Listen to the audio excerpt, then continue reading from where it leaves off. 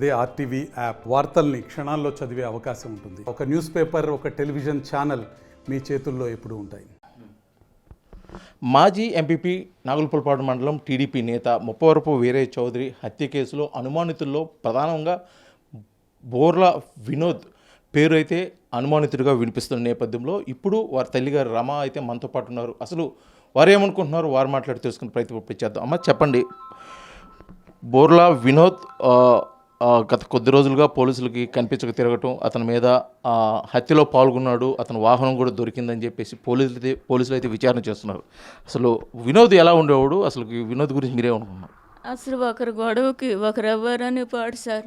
ఎప్పుడు చిన్న పిల్లడు 2 సంవత్సరాల పిల్లడు అప్పటి నుంచి ఇక్కడ ఫ్రెండ్స్ కానీ ఇళ్ళ పక్కన మీరు ఎవరినైనా అడగండి సార్, ఆ అబ్బాయి ఎలాంటి వాడని మీకు తెలుస్తుంది. ఏ రోజు గొడవకు పోయి కానీ మా ఇంటి మీదకి ఎవరైనా గొడవకు వచ్చి కానీ నేను పాచి పని చేసుకుని ఏ పని అయినా చేసుకొని నా బిడ్డలను బతికించాను. మా వారు తాగి కొంచెం పట్టించుకోకుండా నెలకి మా నాన్నగారు ఒంగోలు తీసుకొచ్చాడు.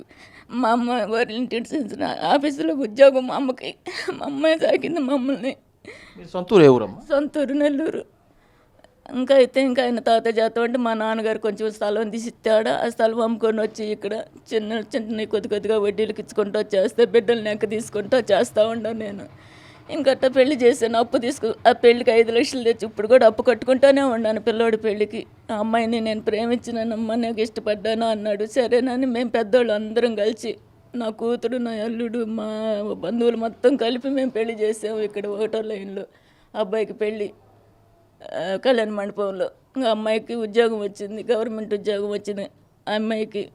నేను ఫస్ట్ అమ్మాయికి 2 ఉద్యోగాలు లేకుండా ఎట్ట పెళ్లి చేశానమ్మా అన్నాను. అంటేను లేదు అత్తమ్మ, నేను ఉద్యోగం తెప్పించుకుంటాను, నేను ఉద్యోగం చేసి నేను సాగుతాను, నీకు ఉద్యోగం వచ్చేదాకా అనింది. అసలు బోర్లా వినోద్ అసలు ఎటువంటి పనులు చేసేవాడు? అంటే వ్యాపారంగా అనేది ఉద్యోగం చేసేవాడా, వ్యాపారాలు చేసేవాడా, ఏ విధంగా ఉండేవాడు? అంటే షాపులు అవి ఉన్నాయి, టిప్పర్లు ఉన్నాయి? ఫస్ట్ లారీ కారు డ్రైవర్గా పోయేవాడు. ఎవరన్నా కొంచెం ఎక్కడికన్నా రమ్మంటే కారుకి వెళ్ళి వచ్చి ఆ రోజు డబ్బులు 1000 రూపాయలు 2000 ఇస్తారుగా, తిరుపతికి ఎక్కడికన్నా తీసుకపోతే వేరే బండికి వెళ్ళేవాడు కారుకి. ఆ డబ్బులు తీసుకొచ్చి నాకు ఇచ్చేవాడు. అట్ట ఈ అమ్మాయి పెళ్ళి అయిన తర్వాత ఈ బజాజీ దాంట్లో చేశాడు. అక్కడ కూడా కనుక్కోండి సార్ మీరు, బజాజ్లోకి వెళ్తే ఆమె 40,000 30,000 అట్ట జీతం ఇచ్చింది. బాగా చేశాడు. ఈ తర్వాత ఈ ఫ్రెండ్స్ వీళ్ళందరూ ఉండి బజాజ్లో ఏంది ఏదన్నా సొంతంగా పెట్టుకుందాము అది ఇది అనేలాకే శ్యాము వాళ్ళ నాన్న శ్యాము, మేము లారీలు కొన్నాము, లారీలు పెట్టుకుంటున్నాము, నువ్వు కూడా లారీలు పెట్టుకో, నువ్వు కూడా తిప్పుకోవచ్చు అన్నారు. సరేనని వాళ్ళు కర్ణాటకలో పెట్టుకున్నారు, చేశారు. మాకు బిల్లు వస్తాయి అని చెప్పారు. బిల్లులు కూడా రాలా. 3 లక్షల దాకా వాళ్ళే తీసుకున్నారు. మాకు అప్పులు ఉండే అని చెప్పినా కూడా ఇవ్వలేదు. కొన్నాళ్ళు నెల్లూరులో పెట్టాడు. ఆ బిల్లులు కూడా కొంత వచ్చింది, కొంత రాలే. 20 లక్షల దాకా బిల్లు రాలా, లారీల బిల్లులు. వాటికి కూడా మేము తిరుగుతూనే ఉన్నాము. అయితే ఇప్పుడు ఈ హత్య సమయంలో వినియోగించిన వాహనం బోర్లా వినోద్ పేరు ఉండటము, బోర్లా వినోద్ వాహనం కావటం, దాంట్లో నేరుగా వినోద్ కూడా పాల్గొన్నాడని చెప్పేసి సీసీ ఫుటేజ్లు కూడా పోలీసులు చెప్తున్నారు.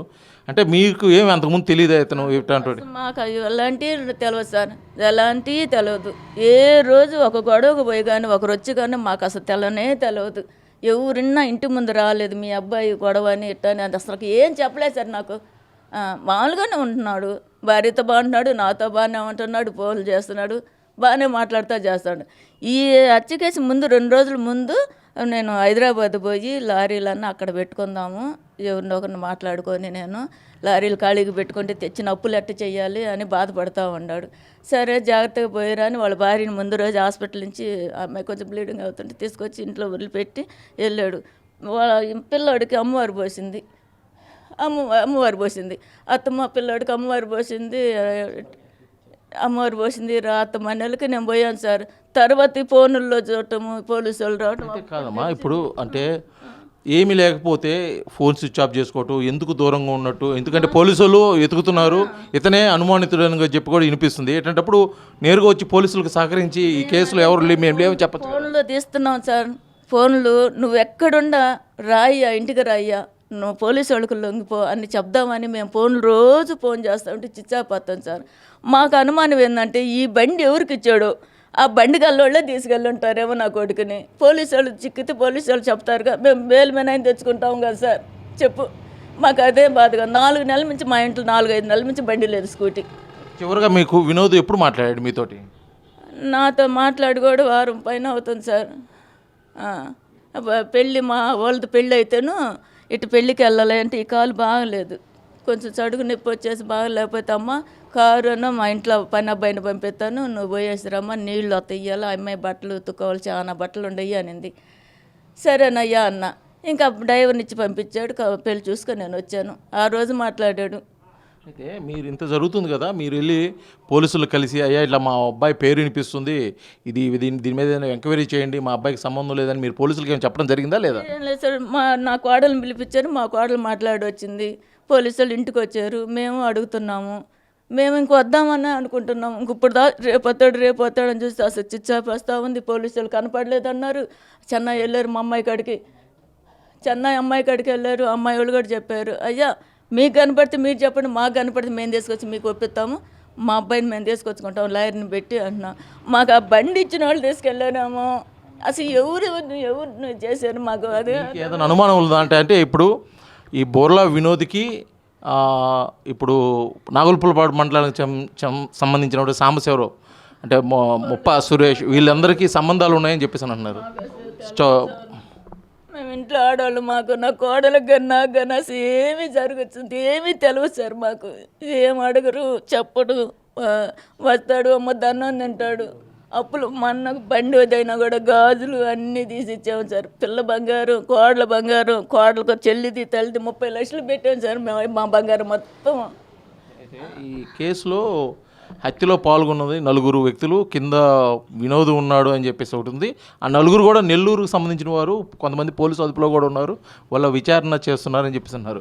మీకేమన్నా అంటే అసలు దాంట్లో ఏమన్నా తెలిసే అలా వాళ్ళు ఎవరైంది కూడా మాకు తెలియదు. ఇంటికి ఒక్క మగపిల్లని తీసుకురాడు సార్, పుట్టిన కాడి నుంచి అడుగు, బయట మాట్లాడుకొని వస్తాడో కానీ ఇంటికి మటుకు పిల్లలు కానీ ఈ రోజుకి షాప్ కాడికి పంపిల్ల, నన్ను కానీ నా కోడలు ఆడ మగవాళ్ళు ఉంటారు, మీరేంది షాప్ కాడికి పోయేదా అని అడుగుతాడు.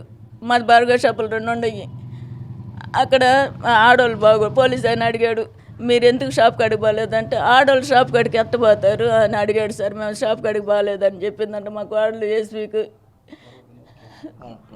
ఇప్పుడు మీరు మాట్లాడే మాటలు కానీ నేను అడిగే ప్రశ్నలు కానీ వినోద్ ఎక్కడో చోట వింటూ ఉంటాడు, ఇది పారిపోయి ఉండి ఫోన్ స్విచ్ ఆఫ్ చేస్తుంటే. ఒకవేళ వినోద్కి మీరు ఏదన్నా మాస్ మీడియా ద్వారా RTV ద్వారా చెప్పదలుచుకుంటే ఏం చెప్తారు వినోద్కి? చెప్పేది ఏం లేదు సార్, నా బిడ్డ క్షేమంగా ఇంటికి రావాలి, ఎక్కడున్నా ఇంటికి రావాలి, ఆ అబ్బాయిని తీసుకొచ్చి మేము పోలీసు వాళ్ళకి గొప్ప చెప్తాం, ఏం జరిగిందో ఆ అబ్బాయి ద్వారా కనుక్కోవాలి,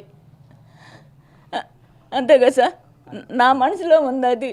నా కూతురికి తెలిసిన, అల్లుడికి తెలిసిన, నా కోడలు తెలిసిన, మాకు తెలిసిన, మా ఫ్రెండ్స్లో ఇక్కడ ఎవరికి తెలిసిన ఆ అబ్బాయిని తీసుకొచ్చి మేము మీకు గొప్ప చెప్తాము. కానీ మీరు మటుకు ఎక్కడున్నా కనిపెట్టండి సార్. మాకు అనుమానం ఏమన్నా బండి తీసుకెళ్ళిన వాళ్ళు ఏమన్నా చేస్తారేమో, ఏమన్నా జాతి పెడతారేమో అని భయం వేస్తుంది. పోలీసు వాళ్ళు కూడా చూడమని చెప్పాము, చూస్తూనే ఉన్నామమ్మా అని చెప్పారు. చెన్నై పోయారు మా అమ్మాయి కాడికి. మేము ఎట్టు బతకాలి సార్? చిన్న బిడ్డలు డాడీ డాడీ అని ఏడుస్తూ ఉన్నారు. బ్యాంక్కి కూడా పోవట్లేదు, అన్నీ ఫైనాన్స్లోనే అక్కడే తీసుకొచ్చాము, మొత్తము బ్యాంక్ లోన్లే తీసుకొచ్చాము. ఆ అబ్బాయి చంపచ్చి మాకు రూపాయి పెట్టలేదు సార్. మేమే పెట్టాము ఆ అబ్బాయికి. చిన్న పుట్టిన కానించి, సైకిల్ కానించి, బళ్ళు కానించి, కార్లు కానించి మేమే కష్టపడుకొని ఇచ్చాము. కానీ ఆ అబ్బాయి ఏ రోజు ఆ బజాజ్లోకి వెళ్ళి కూడా అడగండి సార్, మేడం చెప్పిద్ది నా కొడుకు ఎలాంటి వాడు అయింది, బతిలాడింది మొన్న కూడా 50,000 ఇస్తారు అయ్యా జీతం అని. ఈ శ్యాము వాళ్ళ నాన్న చేశారయ్యా, లారీలు కొని పెట్టి అప్పు చేపించి లారీలు కొని, వాళ్ళ లారీలు తిరుగుతున్నాయి, మా లారీ ఆడ పెట్టారు. ఇది మొత్తానికి కూడా బోర్లా వినోద్ వాళ్ళ తల్లి మనోవేదన అయితే చెప్తుంది. నా బిడ్డకి ఈ కేసుకి ఎటువంటి సంబంధం లేదు, గతంలో అతను ఎటువంటి గొడవలకు వెళ్ళేవాడు కాదు, ఎవరినైనా ఎంక్వైరీ చేయండి. కాకపోతే గత కొద్ది రోజులు అంటే హత్య జరిగిన సమయానికి కొన్ని నెలల ముందుగా కూడా ఇంట్లో అయితే ఆ బండి లేదు, ఆ బండి ఎవరికి ఇచ్చారో తెలీదు. ఇప్పుడు మాకు ప్రధానమైన సమస్య ఏంటంటే మా బిడ్డని ఎవరైనా కిడ్నాప్ చేశారేమో, అతనైతే కనిపెట్టి విచారణ చేయాలి, మాకైతే దొరికిన మటుకు మేము నేరుగా పోలీసులకు తీసుకొస్తాము, ఈ కేసుకి మా అబ్బాయికి ఎటువంటి సంబంధం లేదని చెప్పేసి కూడా ఆమె ఆవేదన వ్యక్తం చేస్తుంది. వినోద్ ఎక్కడున్నా సరే వచ్చి పోలీసులకి సహకరించాలి, పోలీసులు చేస్తున్నట్టు విచారణకి ముందుండాలని చెప్పేసి కూడా ఆమె అయితే మీడియా ద్వారా తెలియజేస్తున్న పరిస్థితి ఇక్కడ ఉంది. వీడియో జర్నలిస్ట్ లక్ష్మణ్తో శ్రీనివాస్, RTV, ఒంగోలు, ప్రకాశం జిల్లా. మరిన్ని వీడియోస్ కోసం ఛానల్ ని సబ్స్క్రైబ్ చేయండి. లేటెస్ట్ అప్డేట్స్ కోసం వాట్సాప్ ఛానల్ ని ఫాలో అవ్వండి. ఆ లింక్ డిస్క్రిప్షన్ లో ఉంది.